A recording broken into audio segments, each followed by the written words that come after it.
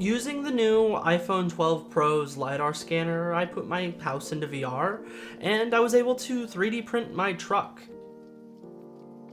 And I actually had a whole script and a whole video already written and recorded, talking just about the LiDAR scanner, the different things I've done, the fact that I had to go through a whole bunch of different apps, and I even built my own app to do this, and all the process I did to get to the 3D printing and into VR, but it didn't show the pure joy I was having just scanning stuff. So this is me just scanning stuff and the things that I learned from doing that. And yeah, I also talked through my process of taking those scans and doing some fun things with them. So we can get right into it. Like I said, I tried a whole bunch of apps. The best one's this one called 3D Scanner app. Don't worry about any of the others. On smaller objects, it doesn't do too great. Here's a comparison to a LiDAR scan object created with the LiDAR sensor versus a really crappy photogrammetry scan that I did. And yeah, I've tried like scanning water bottles and different smaller objects. None of them really came out well. But when you go a little bit bigger and simpler geometry like these helmets, the scans start getting a lot better. The app does this cool thing where not only where it creates an object from the scan, but it also overlay the pictures it takes while you're scanning with the LiDAR sensor to texture the object with the pictures that it took. This actually creates really cool 3D objects with their coloration. Scanning a few other things around the house was kind of boring. I tried scanning my toolbox multiple times, but just the detail of the thin sheets of metal just didn't come out great on the scanner, and also all the fine detail kind of morphed together. I quickly got bored of scanning things in my house, so I hit the road to see what things I can find around my environment to scan, and that brought me to Legoland of all places. It is near my house, don't be creepy. But I knew that there was these Lego-built statues littered around the parking lot that would be perfect to scan, and being the times we're in right now, I didn't think too many people would be around. And this allowed me to get some pretty decent scans when I could get all the way around an object, like this minifig holding a penguin. But other things I tried kind of scanning around my local area didn't turn out too great. For example, these mailboxes. And that actually leads into some of the limitations I ran into with the LiDAR scanner. I'll start with transparency. It's kind of a pain because there's no clear, consistent idea what the LiDAR will pick up. So, for example, when I'm pointing at a window, sometimes it will perfectly pass through, sometimes it will reflect as if it's a solid object. That makes scanning certain objects kind of difficult, like scanning cars, which I'll talk about in a bit. The second one is reflections, and basically the LiDAR scanner didn't do well with reflective surfaces. Very similar to what I've found with photogrammetry in the past, it just can't get good readings. The reflections were also a pain when it came to scanning cars, so I guess we'll just talk about scanning cars. This was one of the main things I actually wanted to do. I've seen like little bits of videos online of people doing this with like mixed results, and I knew that if I put enough effort, I probably could get a good scan. I started with my car because, well, I own it. And I thought it would be a perfect candidate. It's black paint, it's very dirty because I have not washed it since the start of quarantine, and it's small so I could capture the whole vehicle in one scan pretty easily, and this just didn't work. No matter the lighting I got, if it was dark, if it was golden hour, if it was direct sunlight, if it was in my garage, I just couldn't get a good scan. It was reflecting off the paint, the windows were tricking the LiDAR scanner in weird ways, it looked like, and then I was getting these weird artifacts where it looked like it was mirroring the whole geometry of the vehicle next to it. I think this is a reflection issue. I don't know if it's the LiDAR sensor or how the app is processing it, but this just didn't work. Next, I moved on to the other vehicle I own, which is an older Toyota Tundra. I actually didn't even think about scanning this initially because it's such a larger vehicle that I didn't know I can get a clean scan all the way around. And although that was difficult, it came out a lot better than my Fiesta, mostly because the paint's so nicely faded and the lines are very clean, perpendicular, and straight on this older truck.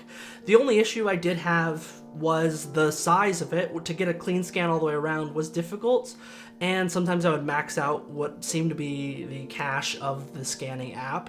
Also, the perpendicular windows that had me scanning a majority of the interior didn't help. But it was clear that this was the type of vehicle I wanted to scan to get the best results. Again, this led me to go for a drive looking for better objects to scan, in this case vehicles. I thought this time I had clear requirements though. I was looking for another vehicle with faded older paint, preferably much smaller vehicle if possible, and hopefully something kind of away from people so I don't get weird looks as I'm taking very detailed pictures of someone's car. Out on the road, I did find two pretty decent vehicles to scan. One was this base model work truck Toyota Tacoma. This was pretty hidden, so I got a lot of scans of this truck. The white paint perfectly reflected the LiDAR sensor, the windows were small enough where it wasn't much of an issue, the overall vehicle was small enough where I could get all the way around with a clean scan, and like I said, it was away from people, so I can just keep scanning it and trying to fiddle with the perfect settings. Now, the second really good vehicle I found is this Nissan Work van. Once again, it's smaller, I can get all the way around. It was a little bit tall where I had to get up on my tippy toes to get to the roof, but a much cleaner object to get a scan, and once again, these windows super small and a lot less fine detail on the vehicle, I would say. The only problem is it kind of was in a precarious spot and there was a lot of people around and I didn't want that confrontation. But the scan came out okay. Now, last thing before I went in, I did find this old Nissan 240SX that, although clearly was someone's ride and clearly out in the open, I just had to get a scan. The paint was like perfect and the scan came out okay. Now onto the second part of this was the things I did with these objects. The idea of 3D printing these objects I thought would be pretty simple, and boy was I wrong. Mostly because to convert these very complex, detailed, million vertice, million face objects into something that easily could be printed by my slicing application for my printer was really difficult because I had to use Blender, and Blender is not an easy app to use. My first attempt came out with the Tacoma missing 2 wheels, but the object's pretty cool. You can see some fine detail on the grille, and it has the definition of the whole bed of the truck, which I thought was pretty cool. Once I got a better handle on Blender for my next 2 scans, I learned how to make an axle structure with a cylinder polygon and simplify the objects a little bit better. Here's me printing the Tundra, with the exception of some overscan on the front here, which was an artifact of the scan itself that maybe could have been cleaned up in Blender. I think this was overall pretty good print. You can tell the trim on the side of the truck here, and I even got the mirrors. Last, I printed the van that I scanned earlier, and once again, you can even see the detail of the stickering on the side of the van in the print itself. I think with a little bit more time learning how to properly scan vehicles, and maybe a little bit more time learning how to use Blender properly, I think we could get some pretty cool models with this process, so I'm excited to see what I can do next with it. Now that was me scanning individual objects, but there was a big part of this I did leave out, and that's me scanning my surroundings. So I had a goal here, and that was to take my living room at least and put it into VR.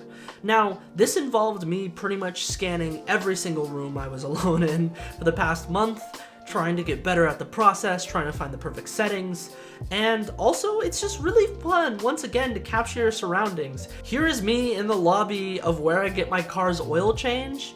This was like a 30-second scan with low poly settings, and it's a really cool representation of the space. Yeah, it's not super high detailed, but you at least get the general idea of the layout of the room and feeling like you're actually there. Now, scanning my actual living room was a lot more involved.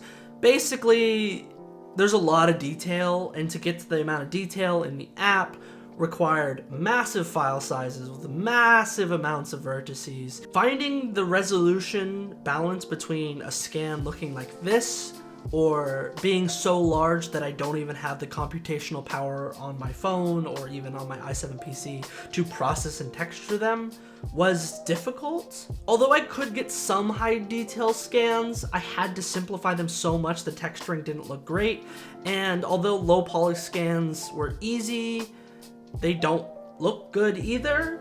So what I ended up having to do was scan very high detail individual sections of my house and then stitch those back together in Unity.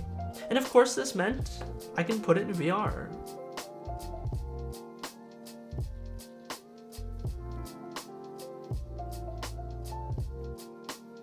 Thanks for coming along with me on this random process of mine. If you like this and enjoy other videos like this, it's super helpful if you subscribe. If you have any questions, leave a comment and have a good day.